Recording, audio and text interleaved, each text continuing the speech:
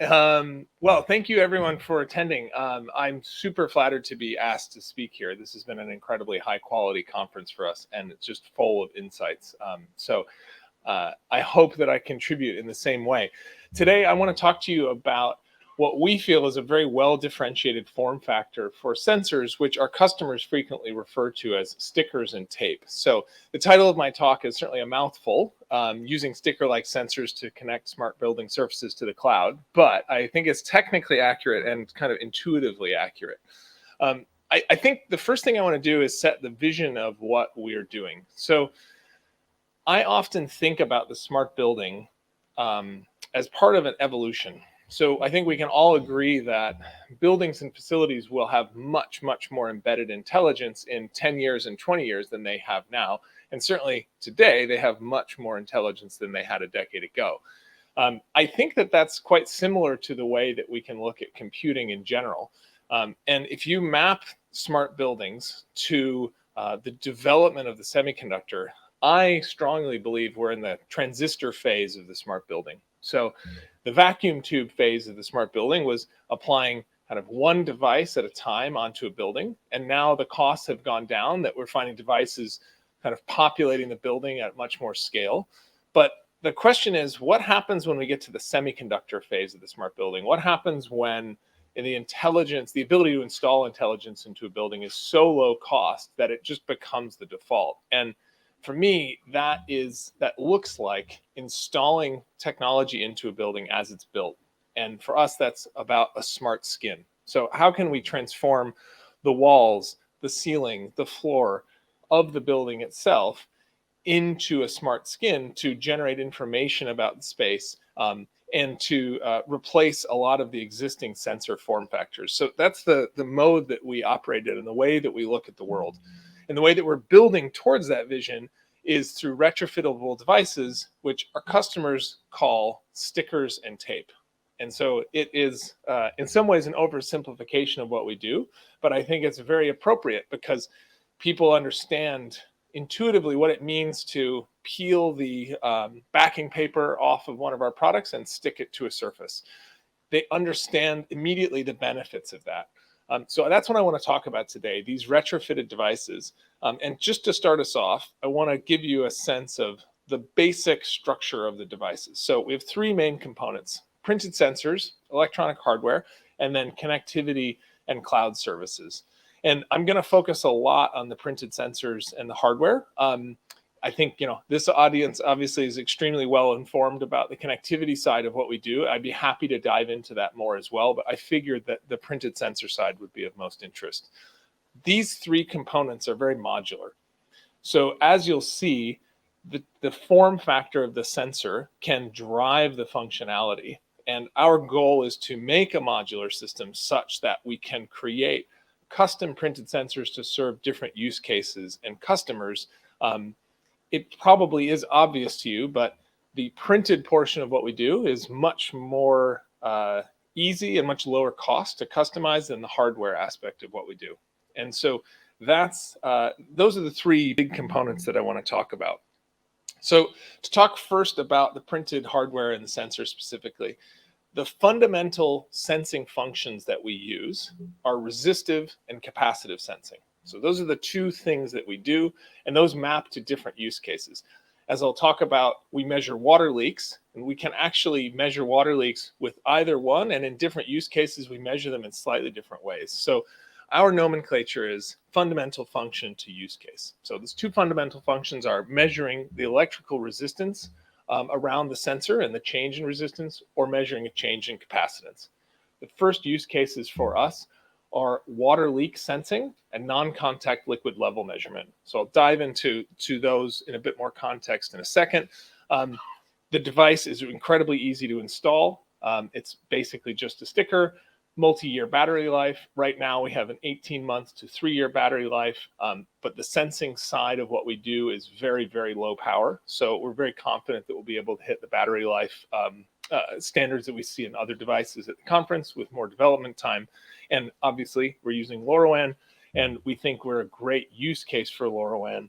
As I'll show you, We produce a ton of contextually rich data, and to reference the last speaker's nomenclature, we definitely exist in a lot of Goldilocks zones of connectivity that makes LoRaWAN really great for what we do. So we see ourselves as putting effectively a second skin onto the environment. And keeping in mind our vision that the building's skin should become intelligent, should be intelligent as we install it, what we're doing is prototyping that by retrofitting a second skin onto pipes and walls and floors and ceilings. The installation is very easy, and it allows us to install in lots of different geometries. And I think we shouldn't underestimate how valuable that is to our customers. The ability to put a sticker onto a pipe or under a piece of equipment is really important, especially in the water leak use case. Typically, you're looking at a water leak sensing rope or a puck, both which can be very effective, but both require very smart placement. And what we get a lot of feedback on is it's great that I can slide this under a piece of equipment that maybe only has a few millimeters of clearance, or I can wrap it around a pipe, and I know that if the pipe leaks or flange leaks, it's going to drip towards the bottom, and we're going to catch it. So even though that might seem somewhat trivial, it's the thing I think our customers like the most about what we do. One of the most frequent questions I get is, are these delicate devices? Is this, to use the tape analogy, is this a piece of masking tape or is it a piece of duct tape? Like, how strong is this thing? So we print on PET, and that PET substrate is very tough. So cannot tear it by hand. You can cut it with scissors.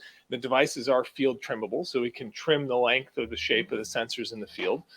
We print conductive inks in multiple layers onto the device, and they're very well adhered to that substrate. So you definitely cannot scratch it off with a finger, and you'd have to really try to scratch it off with a tool. We would not suggest placing the devices in a location where they're likely to be stepped on a lot. We certainly could, you can roll carts over them, you can walk on them, but we wouldn't say they're appropriate at an entranceway. So it's a pretty robust set of devices that are typically as robust as whatever they're put onto. So if you imagine how much force it would take to scratch a pipe, we're somewhere in that same range. To scratch the coating off of a pipe, we're somewhere in that same range. So I think the next really interesting part of what we do, and something that's maybe not intuitive immediately, is the advantage that we get from printing. So we're able to cover a very large area at a marginal cost increase. And the reason for that is that we leverage printing processes which are incredibly scalable. So the second aspect of that, which I'll talk about in the next slide, is that the resolution is also dynamic due to the printing process. Right now, we effectively have two form factors for a resistive device. We have a strip and a pad. Changing those designs is not particularly burdensome. There's really just a time involved to do that printing. And our vision is to produce infinite rolls, so a roll of tape or a large roll in a kind of pad type format. And right now we're printing using screen printing, which is a method that you may be familiar with. It is very precise and it's quite scalable. But we are starting to work on how to transition to roll-to-roll printing, which would be much, much lower cost and much more scalable. So screen printing the simplest form is the way that you would print a t-shirt, and roll-to-roll printing is the way you print a newspaper or product packaging. And it's probably, as you would expect, screen printing has a very fast lead time for us with relatively low tooling costs, but a relatively high unit cost, whereas roll-to-roll printing is where we get to that real vision of producing construction materials, producing rolls of tape, a much more expensive process to set up, but the unit cost is then incredibly low. And so that's how we see ourselves building towards that ultimate vision of making the skin smart. But I think that the most important thing to think about in the way we view it is how much does it cost per unit of area, per square meter, how much is it going to cost to monitor something?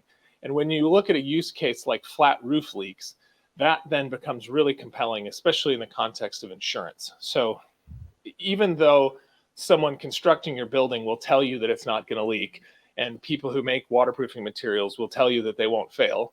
They're going to fail and the building will leak. It's just an inevitability. And so the question is, how much is it worth per unit area to monitor that? And how soon do you want to discover that that's happened? And printing and this form factor gives you the unique ability to cover a very large area at a very high resolution at a low cost so that you can detect events incredibly early. And that's the thing that we find the most exciting. Besides the fact that it's really fun to be working in very different types of production. Printing is very different than manufacturing electronic hardware. So the last important thing I want to talk about from the printing perspective is the resolution. So I think it is certainly not obvious how precise our devices are. So I have a device, and you're welcome to come up after and take a look. We can detect as little as 2 drops of water over a square meter. So that is an incredibly precise thing, especially when you consider that unless I told you that it was a sensor, you might not expect that it was. It is a very an interesting interplay in your mind is what I often see with customers, and that resolution comes from the patterns that we print. So part of our core IP is understanding effectively what shapes do we print to define what we detect at what resolution. That then transfers into the design in a few different ways. So the device that I'll show you in a minute and the device that we have on the screen both have electrodes which are within the sensor. So our nomenclature is that the print is the sensor, and then you have various electrodes within the sensor, and each of those electrodes can report data back. That allows us to do a bunch of different things. The simplest of which is to perform some basic logic. So we can say that along this strip, if we have an electrode that's gotten wet, let's say, but neither of the adjacent electrodes have gotten wet over a 5-minute period, it's probably maybe somebody spilled something, but it's certainly not a leak significant enough to call someone out to serve immediately. However, if that first electrode is wet and then the adjacent electrode is wet and then the adjacent one to that is wet within 30 seconds, okay, that is clearly a leak that's quickly progressing. So printing gives us the ability to change the form factor of the device, or the topology of the device more accurately, and allows us to generate a lot more information without increasing the cost. So when we talk to customers who are interested in doing custom prints, we always want to understand how would they define a problem? How would they know that that leak is a bad leak or is a not such a high priority leak? And then we try to translate that into the design of the print. And that can also include things like varying the resolution across the print. So as an example, IBC level monitoring is a very compelling use case for us. So there, what we're trying to do is measure measure the level of liquid in a plastic tank. We can do as little as 1 millimeter level accuracy through the plastic tank. So that's a very precise measurement. A lot of customers say, we only care about the last 20%. We just want to know as we run out. It is possible for us to just make a 20 centimeter tall sensor, but it's also possible to say, okay, we can give you a lot of resolution at the bottom, and we can give you much less resolution at the top. So we can choose how we deploy that so that we can tell you, hey, somebody started dispensing from the tank. Okay, it's halfway down. It's 2/3 of the way down. Oh, now we're in the last 20%. We can give you a really precise look. We can zoom in and tell you exactly what the performance is. And I think that's, again, a really unique aspect of the form factor that we always want to communicate to people so that they can take the best advantage of it. And it's really, the way I think about it is the kind of micro response at the electrode level and the more macro response at the sensor level and the hardware level allows us to serve a bunch of different use cases with the same system. So to talk quickly about what we do with that data. So we think that there's a huge advantage in us being able to produce contextually rich data through those various electrodes across the sensor. And so in the simplest sense, what we can do is regularly report the status of each electrode. So let's take a 1 meter strip. So we can report the status of that. We can perform the simple logic on board like I described, saying, hey, we have 3 adjacent electrodes that are all wet within 30 seconds. And then on a different port, we can send an emergency message saying, hey, that's definitely a leak. We can then also in the clouds look at various levels of moisture across that sensor and start to correlate that with other pieces of information. Over a 1 meter strip, it's useful, but I wouldn't say it's necessarily super compelling. But as we scale that up and it starts to be larger and larger pads, then it becomes really exciting to start looking at those different elements and what they might mean when we correlate them with things like weather data or building occupancy data. So that's where we think that the biggest opportunity is. And we're quite early on that part of our journey, but we're producing a lot of high quality data that proves to us that those things are a real possibility.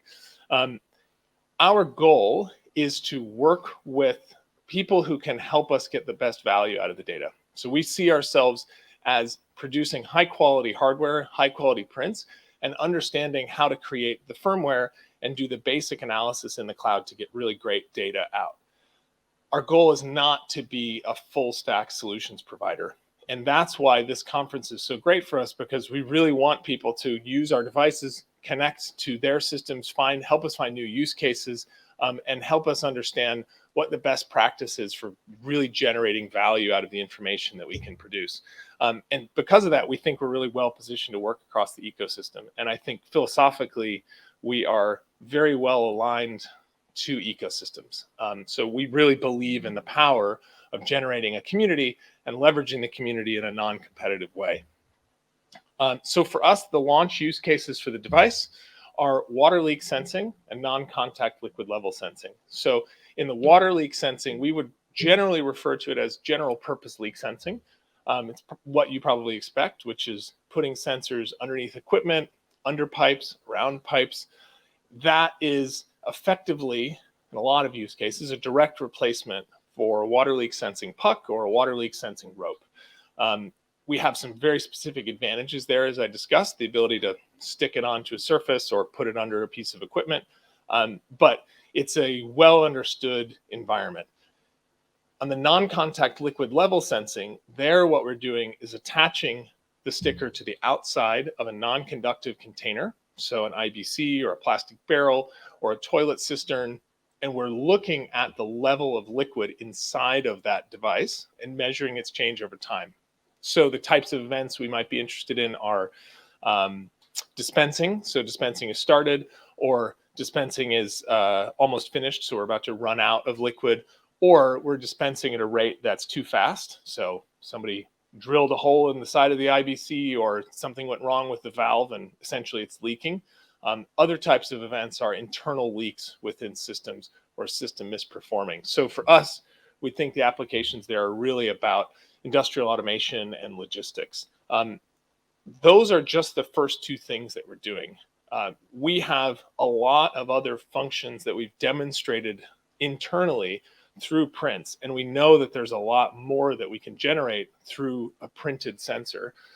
We just have to have the self-discipline to focus on some initial use cases. But I would say that at least half of the kind of typical smart building use cases that we see can be served through a printed sensor. And that's the vision that we have. We can continue to provide prints that replace existing sensor form factors and have really specific advantages. So I think that just gives you a sense of where we're going. I thought I would briefly give some context of how did we end up here, because one of the common questions I get is exactly that. How did you end up here? How did you end up with a printed sensor? Or sometimes people say, this is really weird. How did you come up with this? I'm happy with that description. So we are fundamentally a printed electronics company. And as Paul said in his introduction, I started by founding a company called Bear Conductive, which created a huge community of people around the world using our conductive ink to prototype an insane range of stuff. Very much a technology push type of approach, saying, hey, we have a tool, you should use it for whatever you want. I'm going to give you basic instructions and technical specifications. And what we found is that people were extremely willing to share what they had done. And in 2020, we saw this unbelievable inbound of smart building use cases that professional engineers were prototyping.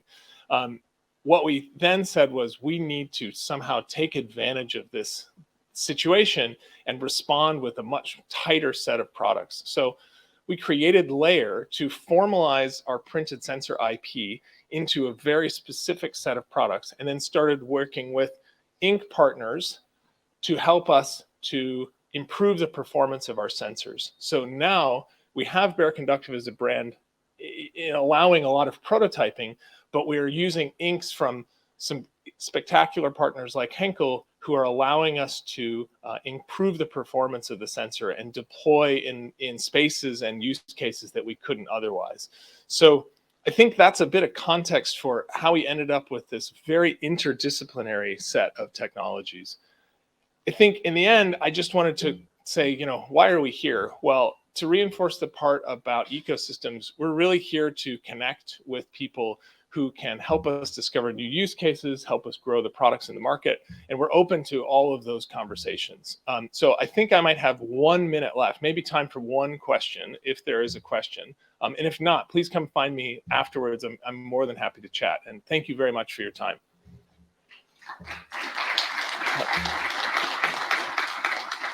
What are the size limitations that you have? Yeah, great question. Can you aggregate sensors to cover a larger area? Okay, so the question was, what are the size limitations, and can you aggregate multiple sensors, meaning like connect multiple stickers to one hardware unit? Is that, yeah. So the size limitation is defined by the conductivity of the ink. So this is part of the reason we moved away from using our own inks, because we require more and more performance.